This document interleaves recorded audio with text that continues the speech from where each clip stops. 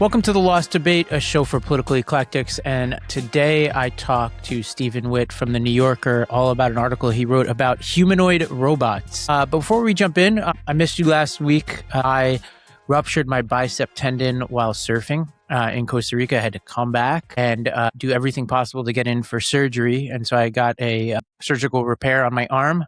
And now I'm in a cast, which I'm about to get off in a couple hours. Haven't been able to type for the past week. And despite that, though, I am releasing a piece on Substack this afternoon that I experimented using voice dictation for this one, but it's on a very sensitive topic that I know a lot of you listeners pay a lot of attention to. It's essentially about Middle Eastern politics, and I make an argument for the U.S. becoming isolationist as it relates to the Middle East. And so I've been thinking about this for a long time. I write a little bit about why it took me a while to articulate it publicly, and given the sort of method of which I wrote it, it's not as thorough as I would have written it in a normal week, but I got the gist of what I was feeling out. And so you could read that at realravigupta.substack.com and subscribe over there.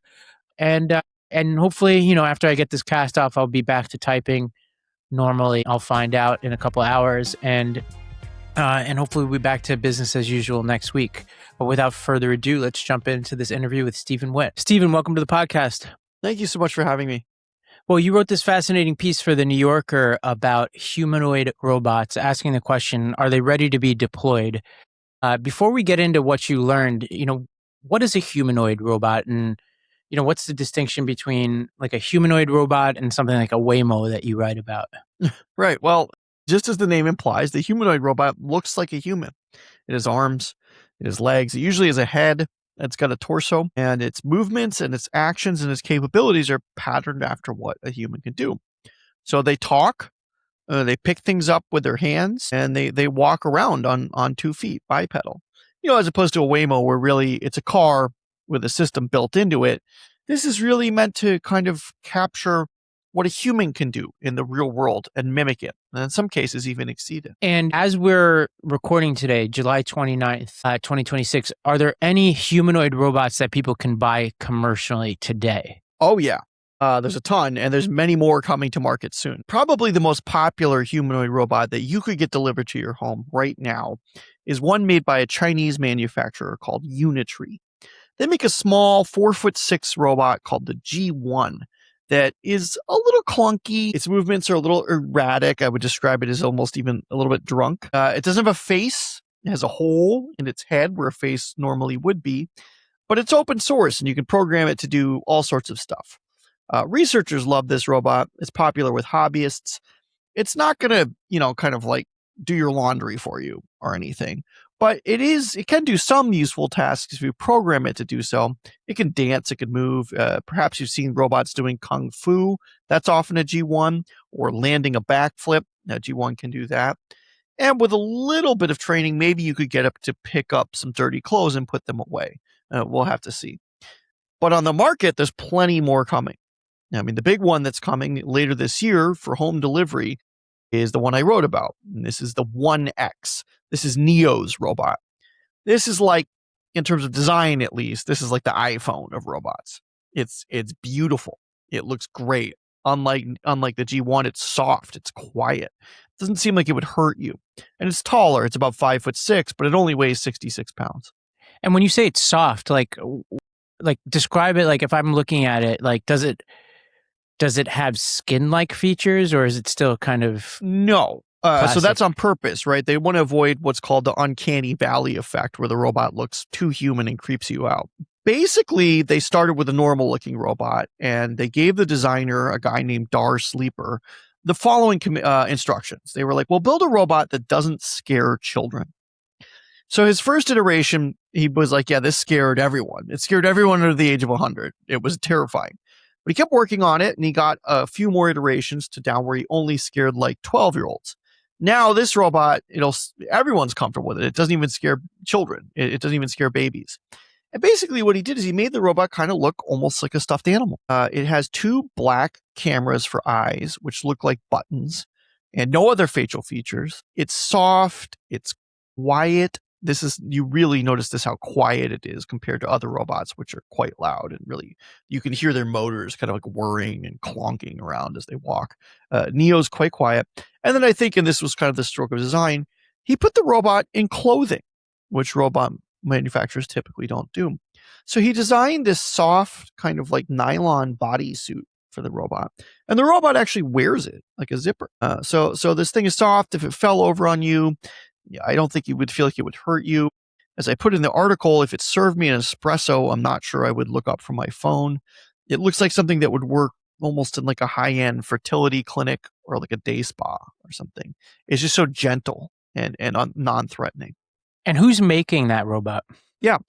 1X, which is a startup based in Silicon Valley. 1X's founder, Bert Bornich, actually is from Norway. And this company's been around for much longer than people realize. In their first iteration, they were called Halliday Robotics. They were based outside of Oslo, and they made security robots on wheels that were not non-threatening. I mean, they looked like kind of like clunky big robots. Sometime after COVID, sometime in the early 2020s, Bert had some kind of transformation. If you go and you watch old YouTube videos of him, he's pretty nerdy. He's got short hair. He's dressed like kind of a dweeb. Now he's got long hair past his shoulders. He wears like designer streetwear. I don't know if he went to Burning Man or, did ayahuasca, but he also had this kind of insight, all right, that he was, or not really an insight, but like a pivot, that these wheeled security robots were not enough. And that with ChatGPT, with these LLMs developing, with this AI technology developing, suddenly it was time to put a robot in the home. And this had always been his dream. He's worked on robotics his entire life. Since he was a little boy, he was dreaming of these home robots that might help out, that could be your companions, that you could adopt almost like house pets and grow close to. And that is really what Neo is meant to be, the fulfillment of the childhood fantasy of your own robot. And, when you observe the Neo, or Neo, not the Neo or whatever we call it, what can it do and what can it not do right now based on your own eyes? Because what you had special, and the reason why I'm asking this is like, you talk about this a little bit in the article, but when people like me are trying to interact with this body of evidence, we're getting the one take of a gazillion takes of the backflip that lands, and we don't see all the things that aren't happening when it fails. But I presume that when you're able to see it, you're able to see it try and fail and try and succeed. So what did you learn from that experience? Right. In fact, I actually saw a robot nail a backflip on the first try at CES in January. But then a piece of the robot broke off and flew at the crowd. So even when they, quote unquote, execute the actions they're supposed to do, they're often quite dangerous, these things. Right. With Neo, if you ask Neo to get you a glass of water, it might do it. Maybe it would succeed. Maybe not. It's really hard to say, actually. And that's partly because of what is called the non-deterministic nature of the AI. Really just, that means if you give the same action, the same command twice, you won't necessarily get the same action back twice. And so that's sort of where we're at with these things. It's not really clear if they kind of can persistently do the same thing over and over. With Neo, it can probably pick up your clothes if they're lying on the floor. You can probably put them away. I'm not sure it can make it up and down a flight of stairs. It's not going to do your dishes for you. I mean, that's far away. Maybe it could fold your laundry. We'll just have to see. But the thing is, the customers know this. This is kind of, the customers who are buying this, at least the early adopters, they understand that they are not getting a perfectly polished, finished product.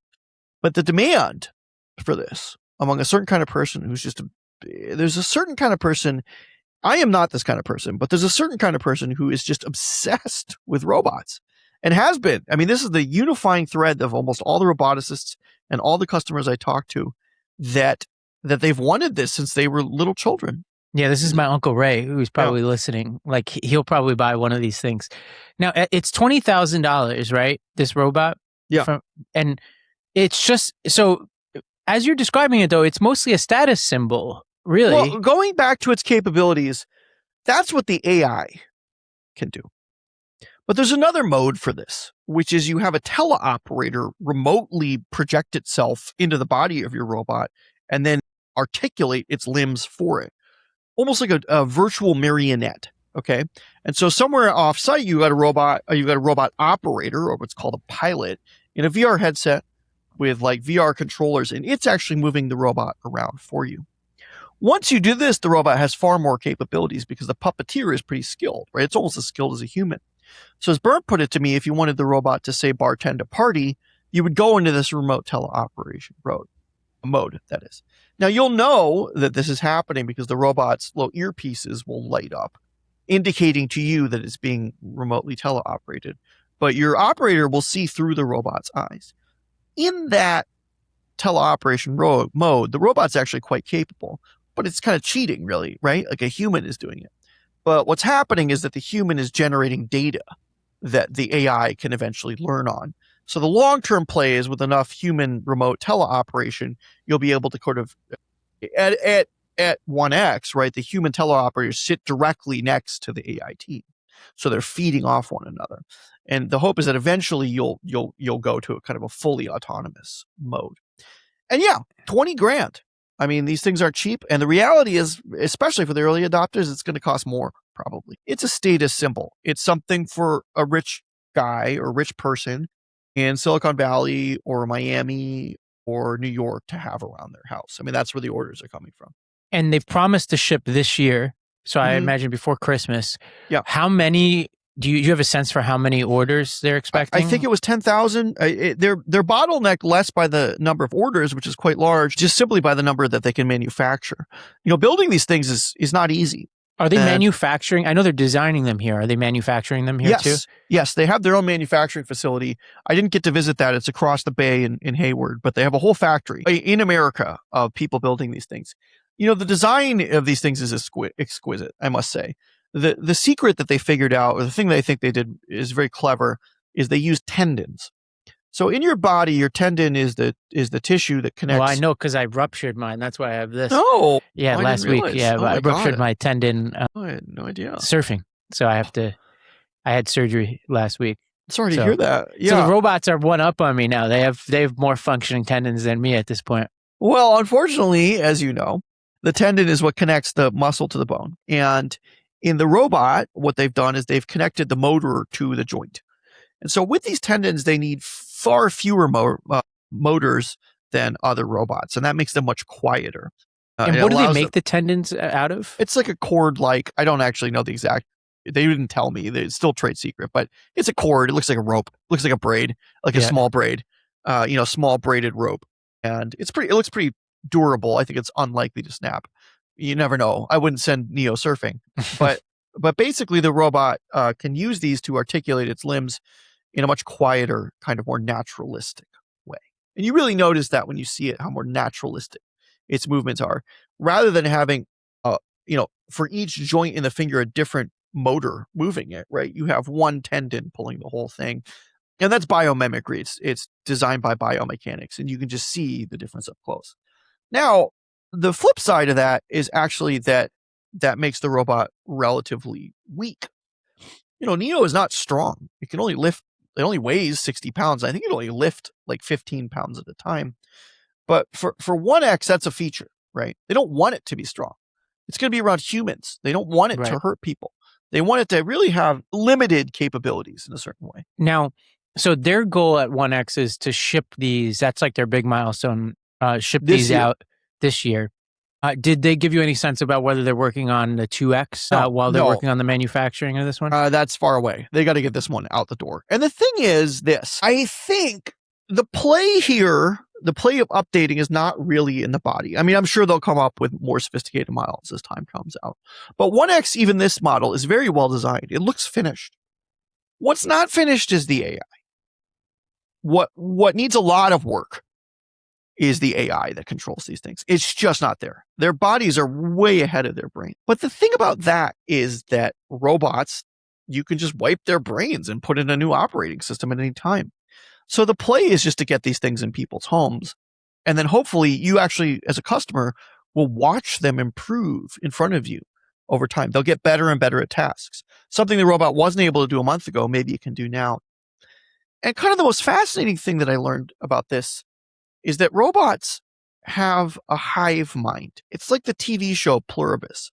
If one robot learns to do something in your house, then all robots learn to do it at the same time, because that learning is uploaded to the cloud, AI trains on it, and then it's redeployed everywhere. So the more of these that they can ship, the more that they can take advantage of what Bernd called the data flywheel that will really get these robots smarter and smarter the more widely they're deployed. So there's a network effect there that 1X is really looking to take advantage of. And the Chinese model that you were describing, the G1 or something it's called, that I presume, based on what you said, is more widely deployed. You mentioned in your article that it's open source. Does that still have the ability, though, to have this sort of collective learning that you're describing? And yeah, for sure. And Unitree is quite ambitious. I mean, they have not produced anything that is as friendly looking as the 1X, but they're also producing dozens of different kinds of robots, including for industry. So they are, and this is kind of the big divide in the robotics industry. There's a number of roboticists I talked to who thought that Bernd is crazy, right? They thought it isn't time to put a robot in. This is the American, the Norwegian guy with the American company, right? Precisely. No, they thought 1X and Neo are it's way too early for this. Actually, most of the roboticists, and these are not like, armchair skeptics or people who work with robotics every single day, thought that we weren't ready to put a robot in the home. The thinking is these should be deployed to industry first. Let's put them in warehouses. Let's put them in industrial environments. Let's make sure they're safe there, where there's guardrails, where there's things that can kind of prevent the robot from causing any damage. These robots fall over still. Their balance is not great. The 1X only weighs 60 pounds, but what if it falls on you? What if it falls on a senior citizen or a pet or a child? In fact, even Bernd was like telling people, don't use this robot around small children. It's not time yet. So there's a great number of safety issues just with the locomotion, not to mention unintended actions, or even, and this is kind of the scariest thing to me, intended actions. Let's say I ask my 1X to throw my coffee cup around the room, right? Shatter it. Will it do it? Well, it'll probably refuse at first. But the way these LLM safeguards work is if you prompt them enough, if you do what's called jailbreaking or injection prompting and ask the robot in the right way, if you're persistent and creative, you can actually get them to obey all sorts of commands that they're really not supposed to obey. It happens constantly with chatbots. And I can see it happening with robots as well. Now, there's this whole industry now that's growing out that seems to be rapidly proliferating about collecting data about both common and technical skills that we as humans have, whether it's like everyday skills around the house to like what makes a plumber a great plumber and a carpenter a great carpenter. Explain, you had some good texture in your piece here. Like, so people are putting on basically like suits that are right. So allow you to collect the data. The way AI, modern AI works is it's mostly based on this architecture called the transformer architecture. And what that is basically a giant funnel where you just put massive amounts of data into this thing and it distills it into kind of insight, right? This is how we built chatbots. This is how we built ChatGPT. We fed it basically the entire text of the internet and it learned to talk in English, right? Roboticists are trying to do roughly the same thing, but they suffer from a huge paucity of data. Like there's just not a lot of data related to joint motion trajectory of the hands and limbs and feet in the way that there was this massive repository of text on the internet. So they're having to build that data. They're having to collect that data and build those data sets themselves. And there's a number of ways to do that, but one of them is to put people in motion capture suits. In fact, 1X, its robot learned to walk from their chief designer, who was a D1 athlete at the University of Michigan. He played lacrosse. And he told me this, at least, that he has a, quote, anatomically perfect run. Yeah, I saw that. So he put on a motion capture suit and trained this robot using his perfect anatomy. And I would say, having inspected this guy up close, it's pretty true. He's a well-proportioned guy. He's tall, he's handsome, he's athletic. And the robot learned to walk from him. Other vendors are putting industrial workers in data suits and having them going about industrial tasks. They take the kind of capture data, the trajectories associated with their joints, and then they put that in the cloud or some data set, and then they run an AI on it to learn what they do.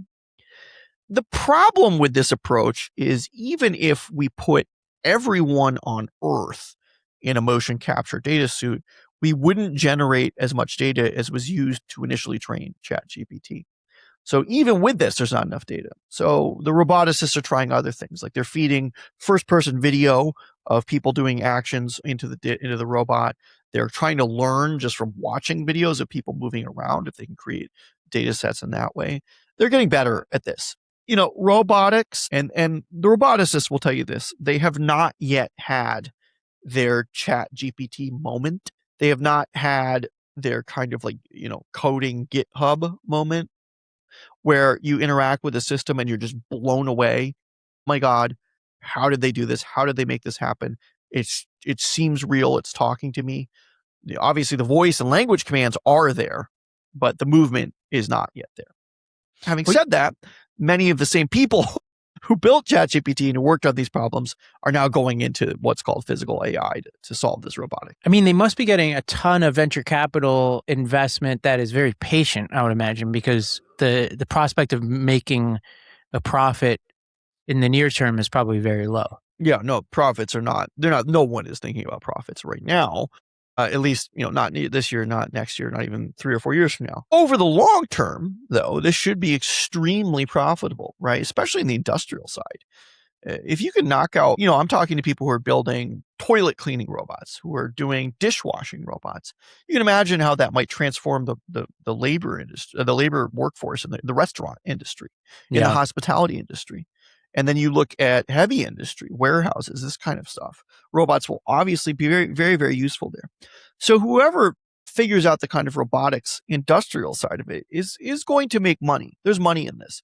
And then there's the very long-term idea where you have robots on an assembly line making other robots, right. Kind of in a... Well, this is like I talked to an executive at one of the biggest tech companies in the world recently, and he's the head of software there, and he admitted that he no longer even manages his software developers anymore. He just communicates with Claude. Exactly. To get what he needs. So yeah, I mean, software is already there. Creating software. We're hitting this recursive loop already. And this would be the physical equivalent of that. The robots making robots. It's some distance away, but it can happen. And what I have certainly seen over the past 10 to 15 years of reporting on technology is these things that seem speculative, far-fetched science fiction scenarios. You wake up one day and they're 100% true. Well, and I think the robots making robots will be that. Elon Musk has called it the infinite money glitch. Well, I think what's fascinating as we watch AI penetrate the workforce is that it's squeezing on two sides of the equation right now. One is on the very high skilled, certain knowledge work, software developers, junior associates at law firms doing doc review, all that kind of stuff, right? So you have that, people doing marketing jobs. And then if you've been to Miami recently, you'll see that it's squeezing on the lower end of the income spectrum. So rideshare, you talk about Waymo in your piece. Undoubtedly, that Uber drivers and delivery drivers are going to be the first to go. Sure. We already have checkout clerks. And then ultimately truck drivers, which is a huge industry. Yeah, I mean, I'm going into grocery stores. I'm going into restaurants. They don't seem to be employing many people. It's commonplace now for me to just order right off a screen. Yeah. Somebody still makes the food, but that could be a robot. You can imagine a McDonald's in particular that's just staffed entirely by robots. You know what I mean? Who was it that got in trouble recently for this? Or at least it was a big story. Was it Chipotle or somebody was trying to automate more of their something, like we're using more mechanics behind the scenes at a fast food restaurant. But the question that your article asks is, I mean, I think the answer is already there on the sort of two sides of the spectrum that I just talked about. We're already seeing the employment effects there. The question is, when does it come for the things that we have viewed as previously AI proof? Tactile skills, the surgeon, the plumber, the carpenter, those types of jobs. That's not going to happen tomorrow. The limiting factor there, as much as it is also the AI, it's actually the kind of what they call the mechatronics of the hand. The human hand is a pinnacle of evolution, right? It has numerous degrees of freedom. It's extremely touch sensitive. There's a lot of feedback loop. The nerve endings in the hand are extremely concentrated. What we can do with these hands is incredible. And it seems likely in evolution that as our hands evolved, our brains co-evolved and vice versa, creating a positive feedback loop of brain development and hand dexterity. Even other primates, even other great apes don't have the sort of hand dexterity that we have. We're far from a robot that can both play the guitar and shuffle a deck of cards. But most humans can't do those things either. Right. Children can't. Well, that's so really it's about learning these tasks quickly, which humans can do and which right now robots can't do, both because they're limited in the quality of their hands and also because their AI requires tens to hundreds of thousands of times more examples to learn than ours do. They don't learn quickly in the way we do. They can't learn from a few examples in the way a human can. Yeah, that's what makes that sort of the whatever the mode is you described, where it's a remote person comes in and pilots the humanoid robot, is like that still requires that person to know how to make a cocktail, right? Right, exactly. So it's like they have to know how to do the skill you want. Right. And even with that right now, even if you had, Tom Cruise from the movie Cocktail in there doing all sorts of tricks, the robot couldn't mimic it perfectly, even with the remote teleoperation. The quality of its hands is just not high enough. Yeah, and I think, is there, as you view the tech... But having said that, and this is an important thing that many roboticists pointed out, you don't actually need a humanoid for most of these tasks that you're describing, right? Like I have a self-driving car. I don't need a humanoid chauffeur to operate the steering wheel and work the pedals. The car does it itself. Right. There's a big debate in robotics whether these humanoids even have any purpose, right? Because in the example you gave, a surgeon, for example, why do I need legs? Can I have wheels? Do I just need one arm or a couple little arms they're very fine? Is the humanoid form that we inhabit, is this in fact the pinnacle of all evolution? Or did we just kind of get lucky and there's actually better forms out there that are more purpose driven and suited for specific tasks? Many of the roboticists I talked to felt that the latter was true, right? If you're going to build a robot to clean your toilet, for example, why do you want a humanoid? That's expensive and clunky. It uses a ton of energy. Why not just have a little tiny service droid, something more like you would see in WALL-E? And it does seem like the market is pushing in that direction. Right. Yeah. Or just a self-cleaning toilet, or the dishwashing example. Like you could probably just build a better dishwasher that allows you to put dishes in with more food. Like what does it even mean to be a dishwasher right now in that context? Right. Maybe you just rich put it in. People have dishwasher, like maybe you just machine. put it in like a dish. There's like a couple arms and a bunch of sprayers. Right. And like, imagine a kind of octopus like 8-armed box. You just stick a dirty dish in there and it washes, rather than having to load the dishwasher, right? And then wait 3 hours.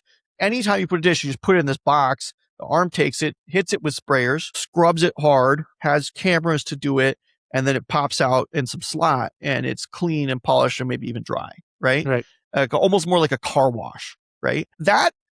Isn't that a better solution than a slow, clunky $25,000 humanoid robot that's going to take hours just to load another appliance that you have? Doesn't make sense.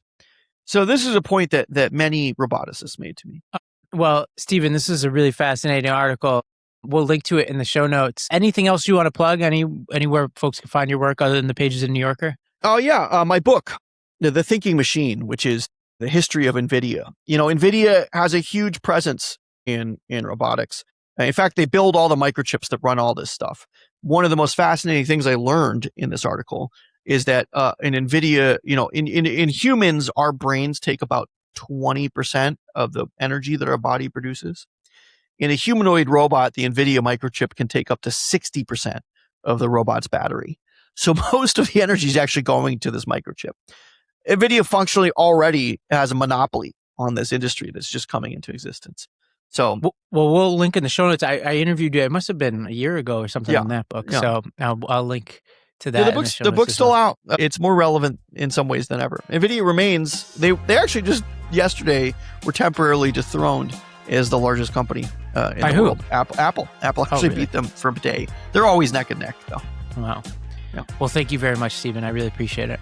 Thank you so much, Ravi. Thank you, everybody, for listening. Remember to rate, review, subscribe, throw a 5-star review wherever you get your podcasts. I'll see you next week.